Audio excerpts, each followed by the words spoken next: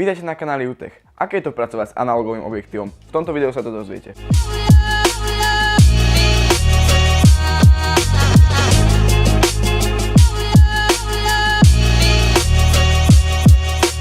Predovšetkým by som teda začal tým, čo vlastne analogové objektívy sú.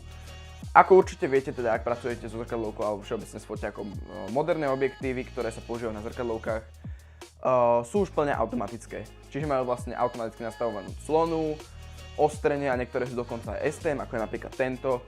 A to sú vlastne objektívy, ktoré dá sa povedať, že nerobia žiadne zvuky pri ostrení, čo je využiteľné hlavne pri videu. Analogové objektívy sú od týchto objektívov veľmi odlišné. A to v tom, že majú všetko manuálne. Tieto objektívy majú teda manuálne nastavenie clony a ostrenia, čo majú dnešné objektívy vlastne len možnosť nastavenie ostrenia manuálne vlastne. Keď sa teda pozriete, tieto objektívy sa teda väčšinou vyrábali s bajonetom M42, M41 alebo M39.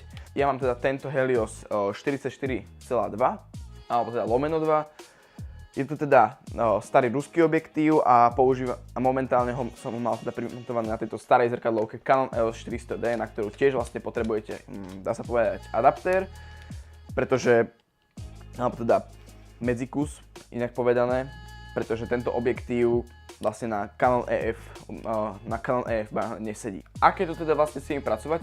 Hneď na začiatku by som chcel povedať, že tieto objektívy sú dobré v tom, že si na nich môžete nastaviť všetko sami. Foťák si nemôže nastavovať absolútne nič sám, pretože ten objektív vlastne nemá, dá sa povedať, žiadne kontakty, teda on vlastne vôbec není automatický, on nemá v sebe žiadnu elektroniku, dá sa povedať. A preto sú tieto objektívy ideálne, pretože si vlastne môžete nastaviť všetko sami.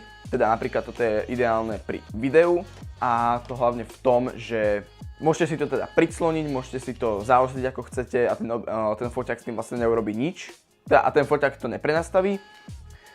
A čo by som povedal, tak práca s nimi je, dá sa povedať, lepšia ako s digitálnymi objektívmi. Není jednoduchšia, ale je lepšia. A to hlavne preto, lebo moderné objektívy už, dá sa povedať, aj keď ten foťák má manuálny režim, tak väčšina dnešných foťákov si tú clonu aj tak nastavuje samo. Takže ako v tomto je to veľmi zlé a v tomto sú práve tieto objektívy dobré. No dobre, teraz si ukážeme, ako sa s nimi pracuje v praxi. Dobre, takže máme tu teda ten test a momentálne sa pozeráme na rozostrenú krabicu od slúchatiek Razer Kraken. Ako vidíte, tak tu je daná krabica. A ako vidíte, je to teda predclonené, čiže si vlastne nastavíme takto krásne clonu tu na. A vidíte, že ten obraz je o mnoho lepší teraz. Predtým som použil vlastne tento objektív, ale nemám to takto zaostrím, pretože ten foťák vám to nezaostrí sám. Čiže ak vy to viete. Predtým som teda použil tento objektív, toto je Canon 50, na ktorých som robil teda unboxing na svojom kanáli, dávam ho do popisu. A tento objektív je teda plne automatický a je to teda STM objektív, čiže vlastne dá sa povedať, že nerobí žiadne zvuky. No a môžeme sa napríklad pozrieť ešte na iné detaily s týmto objektívom. Vidíme teda, moment, ja vám takto dám dole. Tu vidíme teda slúchatka Razer Kraken. Tu sa tam vlastne na nej zaostríme a potom vlastne už nastavíme clonu ako chceme a môžeme fotiť. A čo by som odporúčil fotografom alebo ľuďom, čo vlastne natáčajú videá? No, samozrejme, tento objektív má aj svoje výhody, aj svoje nevýhody. Nevýhody má napríklad teda v tom, že keď sa vlastne natáčate napríklad vlogy alebo podobné veci, alebo takto vlastne, že facecam máte, tak je to nevýhoda, pretože objektív si musíte k nemu chodiť, samozrejme si ho zaostrovať a potom si ho ešte aj nastavovať. Takto podobne to fungovalo u tých starších zrkadloviek, ktoré dokázali natáčať video. Napríklad dám príklad predchodcu tejto zrkadlovky, na ktorú natáčam. Toto je Canon EOS 700D a predtým to bol teda Canon EOS 650D a 600D a Canon 650 a 600D vlastne nemali funkciu automatického zaostrovania. Teda ste vlastne každých 5 minút museli behať k tomu foťaku a nastavovať ostrenie, keď ste sa chceli presúvať napríklad. To je jedna nevýhoda. Teda pri natáčaní videa by som takéto objektívy veľmi neodporúčal.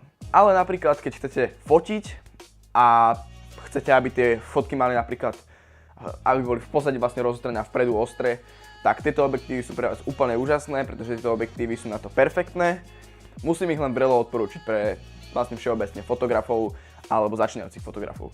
Neodporúčam tieto objektívy používať na zrkadlovky, ako sú napríklad Canon EOS 5D, 1D alebo tak. Samozrejme nečakám, že by niekto z vás takúto drahú zrkadlovku mal, ale proste viete, čo tým myslím, pretože toto sú full frame zrkadlovky a tieto zrkadlovky není možné použiť tieto objektívy, pretože by tam bol crop a to vlastne my nechceme.